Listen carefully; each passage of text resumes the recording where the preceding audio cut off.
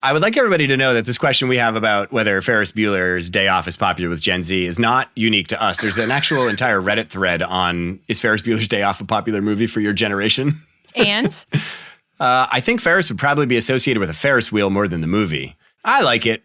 My parents like it more than me, but I wouldn't immediately think of it if I heard the name. I can't speak for my generation as a whole, but I have seen it several times.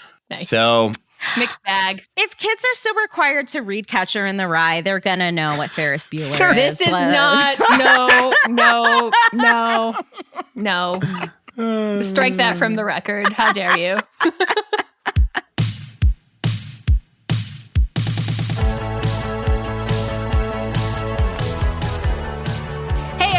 And welcome to Another Bite, where we rewatch some of the most innovative and intriguing pitches from Shark Tank. I'm Jorie, and I'm joined by Ariel. Hey, everyone. And Jon. How's it going? Instead of Love, Death, and Robots, today's episode is thematically Sun, Death, and Robots. Although, I'll tell you a secret. Jon actually thinks this episode is all about death. Death of a loved one, death of productivity, and death of the beach chair. But before we get into any of that, the topic more uncomfortable than death, ads. You know it, we know it. Next year is creeping up quick. If you want to win inside your niche in 2024, you need tech that puts you in the pilot seat. The new HubSpot Sales Hub will help you close out the year strong and kickstart your success in 2024. Teams can collaborate on every inch of the customer journey and keep operations running smoothly with comprehensive prospecting workspace and powerful sales analytics tools that keep data connected across teams. And with over 1,400 integrations, there's a ton of ways to mix in new features. So finish out Q4 strong and gear up for the new year with HubSpot Sales Hub. Learn more at hubspot.com/sales.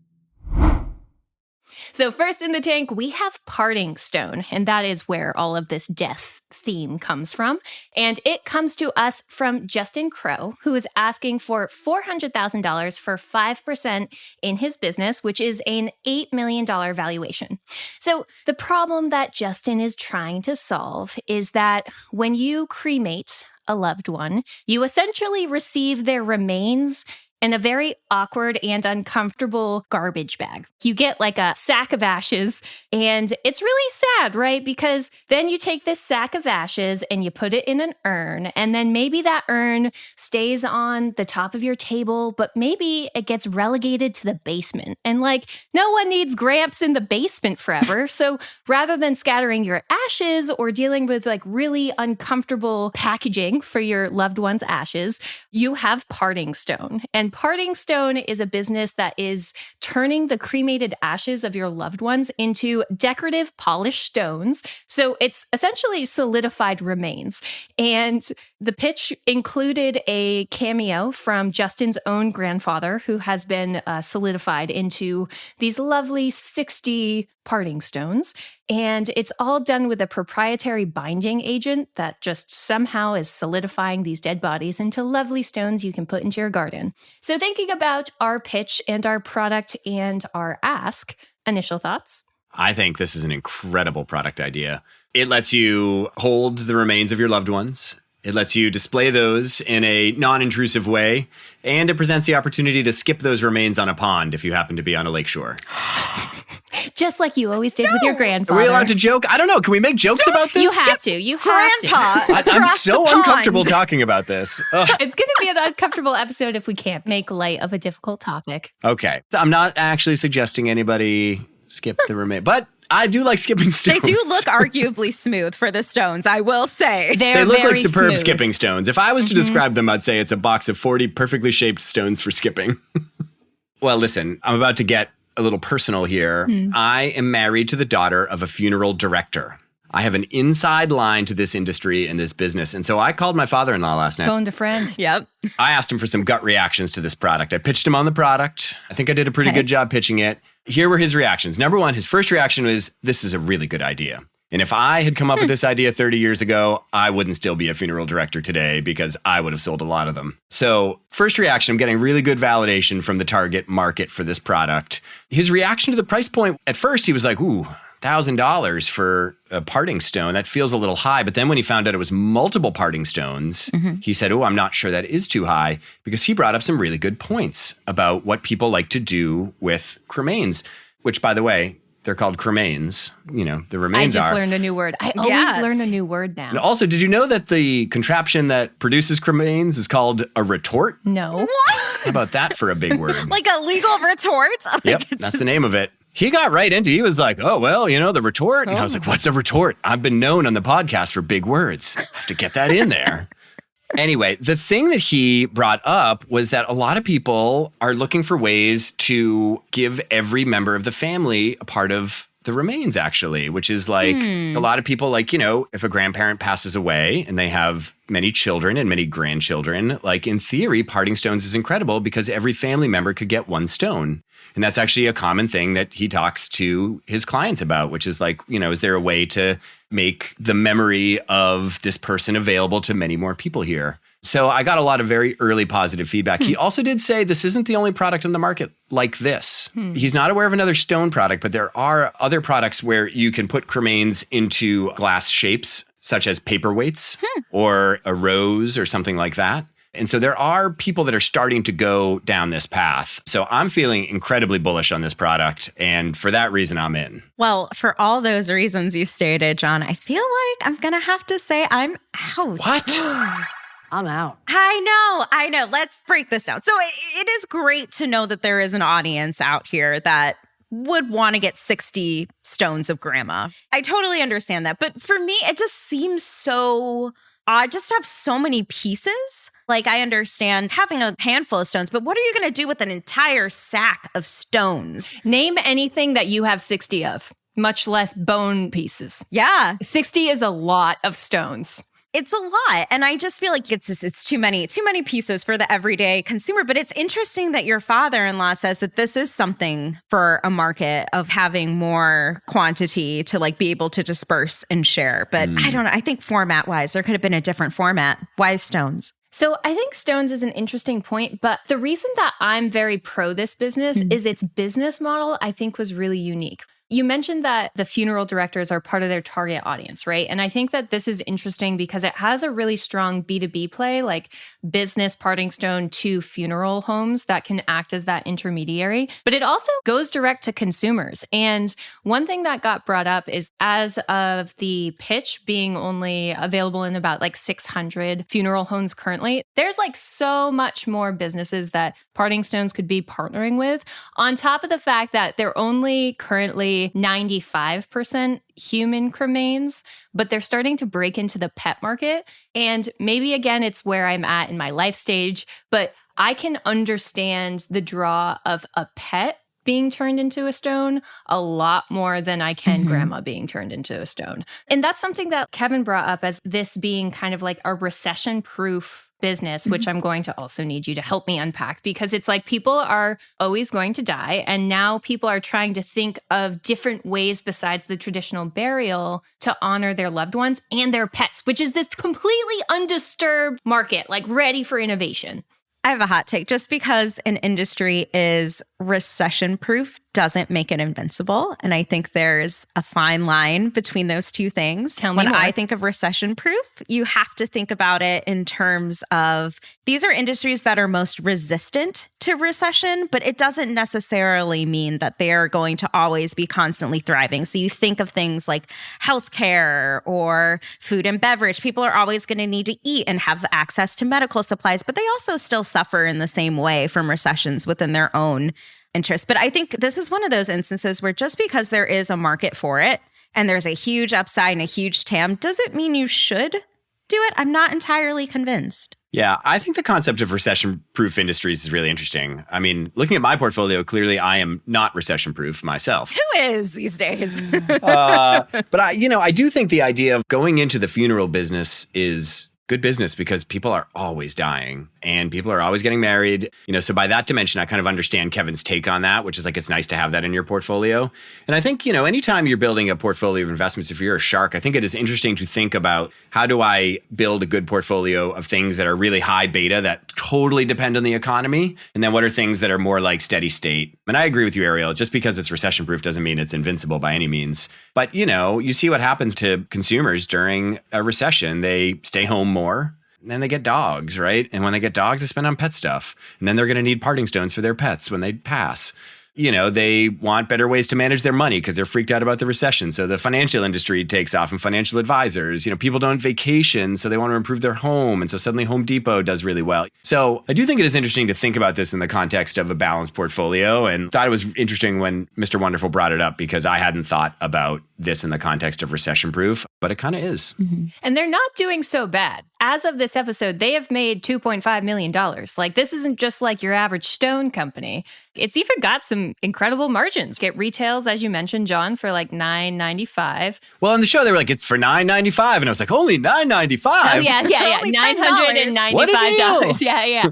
But in terms of margin, we talk about products that are like the cost to make. And I was like, okay, what can I call this? Like, the cost to bake a human is like $300, right? I wish I had a retort to that, Jorie. I know, we're being irreverent. But the point is, like, they've got incredible margins as well on each cremains that they're creating. Yeah. My biggest concern about this business was actually, would they be able to sell really successfully into what is actually a very fragmented market? Funeral homes are a very small market business. There's been consolidation in that industry, and there are a couple of private equity firms and larger conglomerate companies that have rolled up a bunch of funeral homes. But I actually think the funeral business is a very local business. And I think something like 90% of funeral homes are still either family or privately owned. And so my biggest concern was like, is he going to be able to get funeral directors to sell this for him? And one of the things that I learned in talking to my father-in-law is that because of the fact that states regulate funerals so heavily and regulate that industry so heavily, the associations associated with funeral directors tend to be really strong and very active. And so funeral directors tend to be very involved in their statewide funeral directors association. And they have conventions. In fact, my wife, most of her vacationing throughout her childhood was traveling to where funeral director conventions were. That's amazing. But Greg was like, well, if they showed up at the funeral directors convention in Pennsylvania, they'd meet all the funeral directors. And if they were willing to offer us a big enough cut and it seemed like something that my people would be interested in, I would definitely consider adding it to my list of offerings in my funeral home. We're making light of a very sensitive topic, right? And I think that's just a stress response, to be honest. But I was curious, besides partnering with local funeral homes, what's the marketing play here? As Gwyneth Paltrow, that was the guest shark, mentioned, it's such a sensitive topic. So how do you even start to approach that from a marketing mindset? I think it depends. So if he continues down the route of working with a bunch of family and mom and pop owned businesses, I think he would have to take a similar approach to something like Invisalign, what they do. They service out their technology. They have different tier levels of partners. So that way they're still working with individual practices. But the route that I actually think he should go is consider selling this more as a service to a business that already exists. So adding on potentially to a Chewy, for example, that has all of your pet needs and they can offer special pet stones. If your dog passes away, I see that being more of a viable option, but staying within the B2B side. I forgot this was an option for pets, and I was so thrown off when you were partner with Chewy. I was like, is Chewy in the funeral industry? Oh my gosh. Do you have too many parting stones? Are you looking to get rid of them? Sorry, I was so thrown off here. That's a super smart idea, though. I do agree on some partnerships here.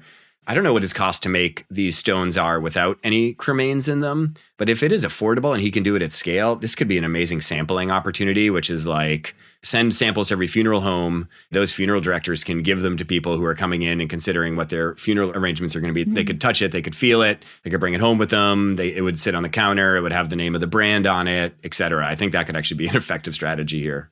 I have to ask, though, if you had to be made into something, and it can be a parting stone, that's an option.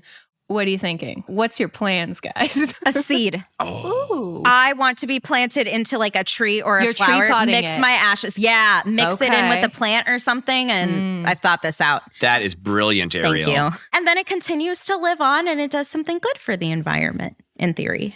So I think I would consider being made into a record. Oh. So that You could play music. What's your life record? Well, if you really want to get into it, it'd be like my wedding song, like, something like that. Talk about a cry fest. Oh, a little Sam Cooke. I love that. Tears and Sam Cooke. Soundtrack to John's life. Oh my gosh. I feel like there's a Hallmark ending in that somehow. I've told my husband that he's not allowed to die first. So I have to die first. So I have told him I want to be made into a diamond, and he is to wear the diamond because I am that petty that, like, if he marries after me, like, you best believe he's going to be wearing the diamond of his first wife forevermore. It was interesting. There was a connection there because that's actually why Mark went out. I didn't even know that he had a diamond corpse company on his portfolio, but it seemed like Entreneva Diamond was like something that Mark has already invested in, because this is also a rising industry where, like, people want to have carbon extracted from their hair and turned into diamonds. And that's also how people are choosing to honor their significant others as well. So we've got a tree, a record, and a diamond. Who knew? But speaking of sharks, we saw kind of like a mixed reaction. I feel like Mark, of course, was like, this is a direct competitor issue. What we didn't really mention is that for the first couple of years, this business was not profitable, which was a concern of Barbara. Mm-hmm. Did you have any thoughts about the profit margins of this company? For the price that he's selling it at in a recession-proof industry and the number of investors that he had, which, if I recall correctly, was around at least 50, I think that he quoted in his pitch, he should not be operating at that much of a loss and not having any profitability. There's just no reason in my mind. I assume that the manufacturing process here is actually hard, and I would assume there are cost efficiencies as you scale it up. Like, I wish he'd been more explicit about it, though. That's the thing. It left us with a lot of questions. Is it a process that has economies of scale, or is it just something that, like, that's just the way it's going to be, and he needs to bring his other costs down? I think his ability to bring his other costs down is going to be very low because he's going to have to give a pretty big margin to the funeral directors. Like, he'll have to give probably 30 to 40% of the sale as a commission to the funeral director, I think. That's a lot. And so, like, that takes a big chunk off of it. I think it's going to be hard for him to bring his other costs down. So he has to find a way to get his manufacturing process to have economies of scale. That makes sense. So ultimately, though, we actually saw a royalty offer on the table. I felt like a little strange about it because the royalty was like on bodies. It was royalty on bodies. It felt dirty. Like, everybody, even the other sharks. Just late stage capitalism. It was Barbara. Finest. You'd expect it from Kevin. Yeah. Which was such a plot twist. I was like, whoa. She like went Barbara's for the like, I want $20 a body. And we were like, whoa, she is a shark after all. Yeah. For sure. But ultimately, we got a team up of a rare combination. So it was Kevin and Lori that offered $400,000 for 10% with a 20% royalty per order on the direct-to-consumer side, and then $1,250 on B2B orders, with the royalty expiring once the $400,000 was repaid. So ultimately, the founder, Justin, did get a deal with Kevin and Lori with a very interesting royalty kind of spin on things, and walked away with a Shark Tank deal. Now, I will say this episode just aired, so it is a 2023 episode. So no company updates from me as of now. So we'll just have to keep a parting look at their business in the coming years. Stones from corpses. Who knew? It's fine.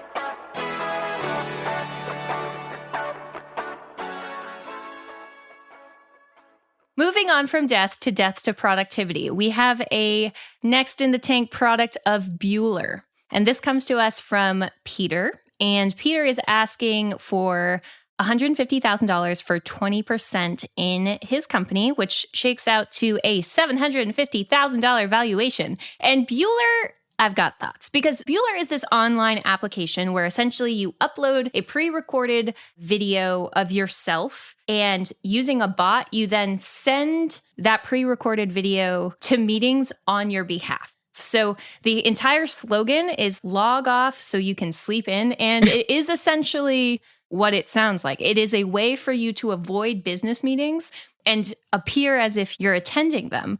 And he does admit it is a minimum viable product. So there's no way for this to work if someone like actually calls on you in a meeting. It's just literally just pre-recorded video of you kind of shifting and breathing. But thinking about this very unique take on bot technology and a little bit of AI technology, thoughts initially about our company Beulr? Look, there's nothing wrong with relying on technology to make your life a little more efficient and to have a little more productivity in your day-to-day. Do I think this was marketed in the best way from an ethics perspective? No. But do I think that there is a value to this? Yes, I do. But I see Jon is looking ever so patiently ready to I just cannot pounce. believe the size of the grin on Ariel's face right now. Ariel has the biggest grin. She is so excited about this product. I can't believe it.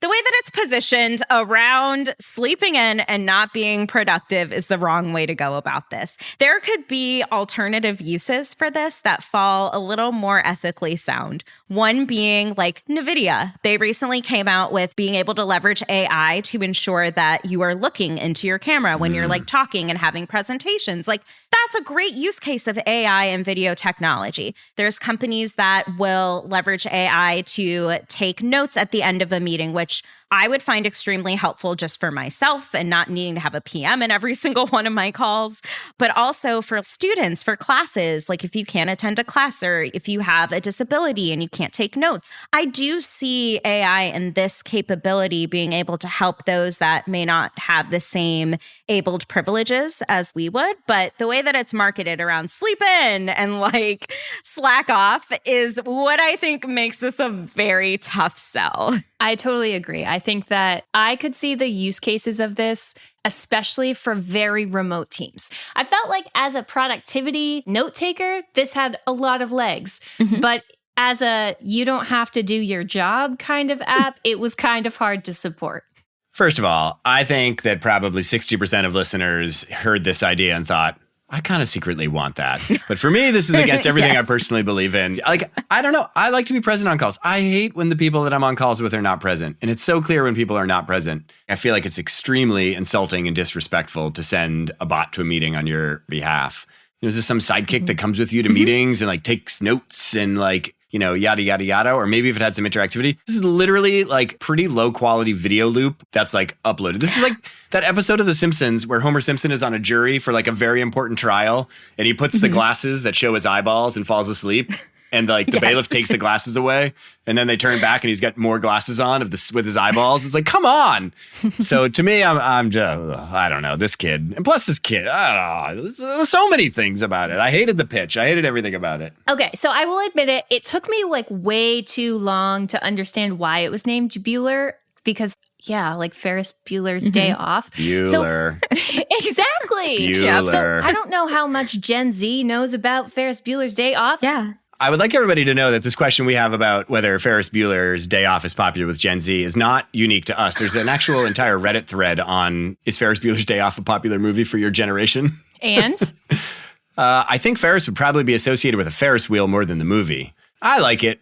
My parents like it more than me, but I wouldn't immediately think of it if I heard the name. I can't speak for my generation as a whole, but I have seen it several times. Nice. So, Mixed bag. If kids are still required to read Catcher in the Rye, they're going to know what Ferris Bueller is. This is not,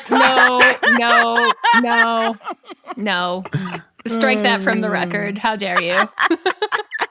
My question is like, when is pop culture branding okay? Or when is it like potentially a little too niche to do the job well? If it took me a minute and like I've seen that movie, maybe people aren't connecting the dots. I have a few thoughts here. One, with the spelling. I mean, obviously, it wasn't the exact same way that you would spell like Ferris Bueller's last name. So like there is more of that disconnect. Two, there's nothing wrong with wanting to name your brand or your business with an idea or a concept that's already built in market. But what you need to worry about at that point is your brand safety and equity, right? So anytime that you have a celebrity or even a fictional character in another universe that you're building your business off of, you know, there's always that risk of you're tying your brand and your business with this single person's image. So if they do something that is reckless or kind of against some of your brand values, that's ultimately going to be a ding on you. So it wasn't necessarily the name turned me off entirely. I get what they were going for, but it's more of what is the risk? there's definitely brand risk, Ariel. I totally agree. The other thing, though, is it sends a very big signal about who your target market is. And I guess the thing is, if you're naming it after Ferris Bueller, you're basically saying this product is targeted at a middle-aged male. Like that's actually the target for Ferris Bueller's Day Off, right? Yeah. So it sends a big signal about who your target is, which just like then lands in the positioning ladder of people's heads of, oh, that's some product for like, you know, older men. The other thing is pop culture tends to be pretty short-lived. You know, if you're generalizing to name things after pop culture, it's like pretty risky. Pop culture, to your point, Ariel, it ebbs back and forth between being something like in vogue and something bad and takes on new meanings over time. Like culture is a very powerful force. So I don't know. I would never name my product after an actual like pop culture reference. And, you know, you mentioned his personality, Jon. I feel like based on the product, you can kind of get a sense of like the young buck that's presenting this to the sharks. But as of this pitch, this app has 92,000 users, which just makes me like I'm going to be looking at my team's eyeballs in meetings now. But it's only making $1,000 a month. And so the founder wasn't too concerned with that. But sometimes when you grow the user base with no way to monetize them, you get into issues down the road when you try to scale or like grow as a business. I think there are like very good reasons to grow users before revenue, but it is entirely market dependent. So if you were in a market and have a product that has a very high network effect, where the value of the product gets stronger with each user that participates in the network, then you should obsess about user acquisition way ahead of monetization because you want to make the product as valuable as possible, as quickly as possible. There's also considerations around if you need first mover advantage. If you believe this is a product that's going to be replicated a bunch and has very low barriers to entry for other companies to build, then you might want to try and build a barrier to entry around how many users you have. Or it could be a winner-takes-all market where basically the majority of the benefits of the market flow to the market share leader. So if it's one of those, I think you would obsess about user acquisition ahead of revenue. I don't think this falls into any of those camps, and I probably would just charge for it up front, especially given the fact that it probably will have limited utility over time, and I bet his retention will be extremely low. I would probably focus on revenue capture up front, even if that meant fewer overall people using it. I wish he would have went into what are his reoccurring users or like monthly active users as opposed to people who just used it for a single edge case or for a certain meeting. Well, I assume they all lose their jobs, Ariel, so they'd have to no longer keep their subscription. Yeah, they have a high churn rate. The product itself is so limited from a functionality perspective that I felt like if they were going to offer more things like a note-taking service or, you know, eye correction or something along those lines, then it would make more sense to lean into audience. But because there is only one real use case for this technology that's been built out, and the guy seemed pretty lackadaisical about his plans. You know, it just seemed, like there wasn't really much opportunity for it to scale and grow. I have a good ending to this story. So ultimately, if you just stop at like where Shark Tank stops, you've got the sharks responding that this is problematic, it's got integrity issues, there's potential compliance issues, and they had no offers. But one thing that Mark had said is like, hey, you should maybe think about going back to school. Even though there was no offer and this business didn't look like it was on the upshoot, Peter actually ended up listening to Mark's advice and did end up completing his computer science degree in 2022 in Tulane. All right. So that's wholesome. Did go back to school, kind of took that advice. The business is still around. It's rebranded from log off and sleep in to zoom out and snooze in and say goodbye to manual notes in online meetings because now it's gone AI. Mm-hmm. It's gone AI assistant. Exactly. Yeah. So it's trying to like reposition itself as a business productivity app. Ultimately, it does seem like this is a case where we just shredded it as a business and so did the sharks. But it seems like on the up and up, the guys like taking advice and going back to school and try to rebrand to be a more productive member of business. I mean, I'm glad to hear that they're actually leaning in more towards like an AI assistant lens and, you know, wishing him the best luck. And hopefully it continues to be, you know, further fleshed out and defined so it has a unique position in the market. So AI can do a lot.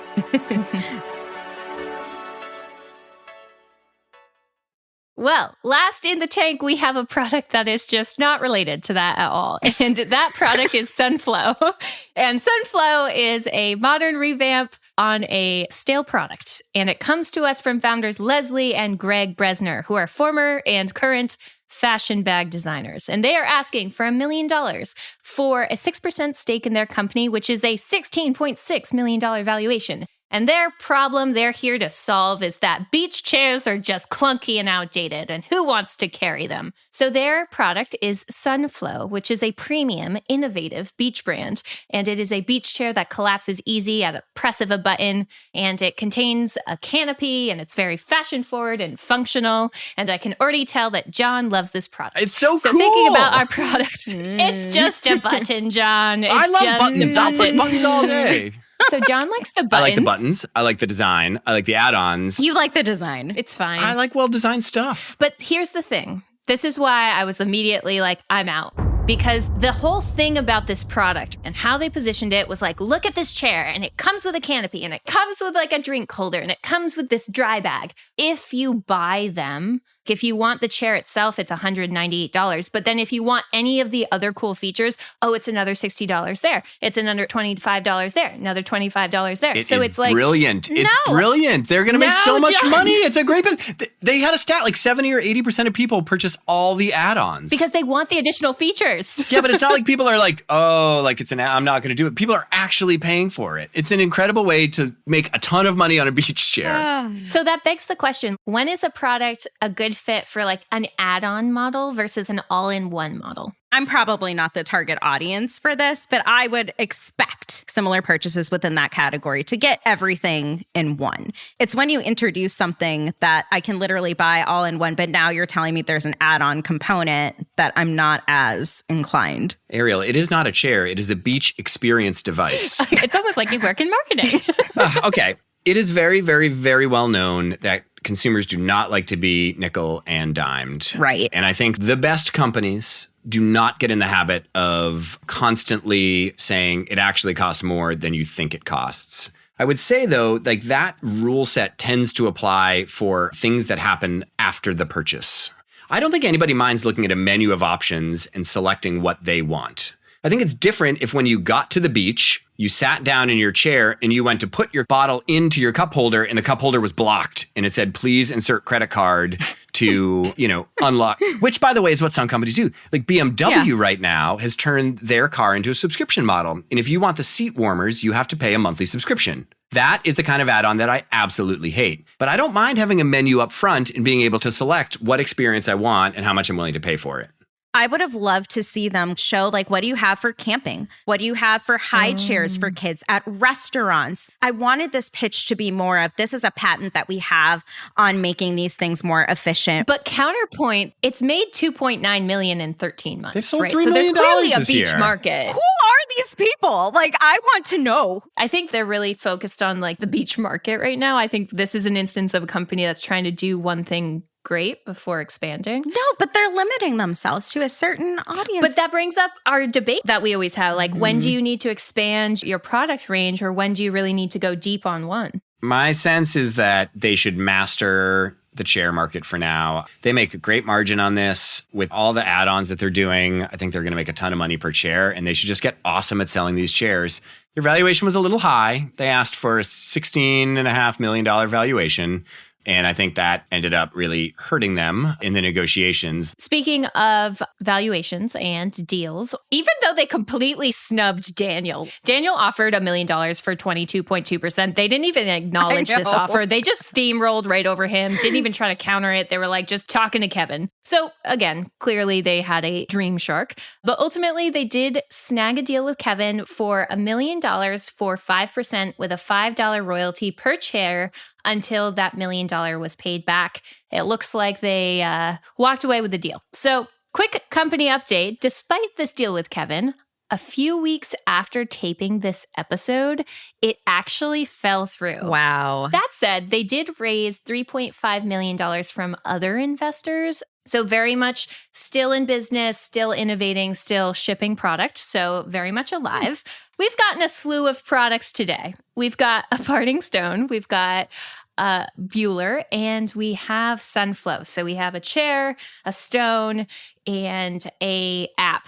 Thinking about each of these products, Ariel, you can go first. Who gets your golden bite? As much as I am not a fan of the principles that it is supporting in the greater market, I know what you're choosing. I do have to give it to Sunflow. I mean, any company that's able to make more money in addition to like a base product or like an everyday item is pretty successful. So I'm glad to hear that they were able to actually get investment after the show. So you wouldn't buy it, but you would potentially invest in it then? Oh, yeah. Yeah. I would invest, but I would never buy. That sounds terrible. I would not never buy. That's the golden bite in a nutshell. Jon, who is your golden bite? I got to go down the path of my father-in-law. I'm going parted stone. You know, we made a lot of jokes about it, but I actually think seeing innovation and how people are memorialized is actually pretty cool. And I like that entrepreneurs are trying to build businesses around it. I think that's actually like a pretty noble thing that not a lot of people talk about that much because death is pretty passé. But I think that's cool. So I'm going with parting stone. I think for me, I'm definitely with Jon with parting stone. So I think that anytime that you can take something that's really uncomfortable to talk about and then turn it into at least a more comfortable topic, if not a funny one like we did, I think you've got something there. And I think that there is an inevitability that everyone at one point is going to need to think about death, at least if not a family member, someone close to them, then in a pet, right? So like getting people talking about something that is just going to touch their lives in one way and then doing it in a slightly different way than is tradition. I just think it's like a cool, innovative way to talk about an uncomfortable topic. And for that reason, it's got my golden bite. Jorie's in. But yeah, so parting stone. Anywho, that's all for me. That's all for us.